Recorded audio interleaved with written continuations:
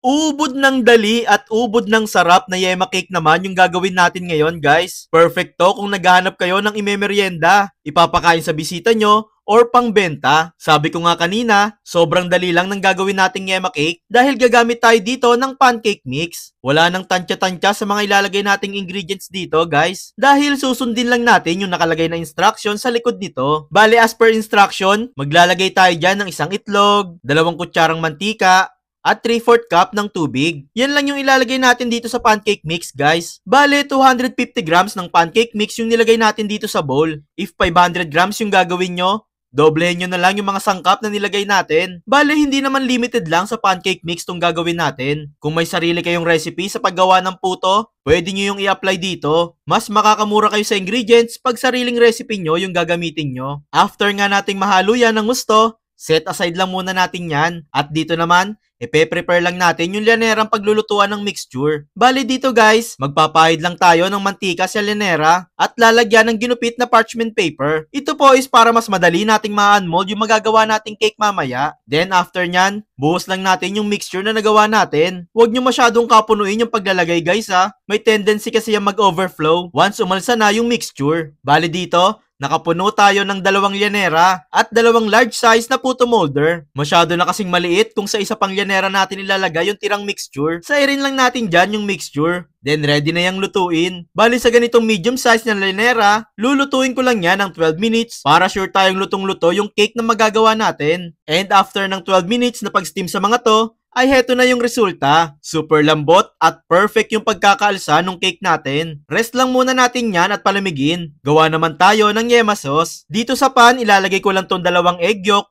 at half tablespoon ng vanilla extract. Hindi pa nakabukas yung apoy natin dito, guys, ha. Mix lang natin yung 2 sangkap. Then saka tayo dyan maglalagay ng maliit na lata ng condensed milk, maliit na lata ng evaporated milk, estimated 3 tablespoon ng tubig, 1 tablespoon ng cornstarch, at 1/4 teaspoon ng yellow food coloring. Optional lang yung food coloring, guys, ha. Mas gusto ko lang kasi yung medyo bright yung pagka-yellow nyan. Mix-mix lang natin yung mga sangkap dito nang naka-off pa din yung kalan. And once ganitong fully mix na, that's the time na pwede nang buksan yung apoy. Bale, lulutuin lang natin to sa medium heat for 10 minutes until lumapot ng bahagya. Yes, guys, dapat di siya ganun kalapot kapag naluto. Para kapag lumamig na is ma-achieve natin yung tamang lapot nito. Dito nga sa 5-minute mark, maglalagay tayo dyan ng estimated 2 tablespoon ng butter or margarine para mas maging malasa yung yema sauce na magagawa natin. Tunawin lang natin yan at lutuin pa natin tong mixture hanggang sa makumpleto natin yung 10 minutes na cooking time natin. After ng 10 minutes, eto na yung niluluto natin. Okay na yung ganitong kalapot, guys, since palalamigin pa nga natin yan at mas lalapot pa yan. Habang pinapalamig pa ang yema sauce, unmold muna natin tong cake na naluto natin. Then saka natin yan ilalagay dito sa microwavable plastic.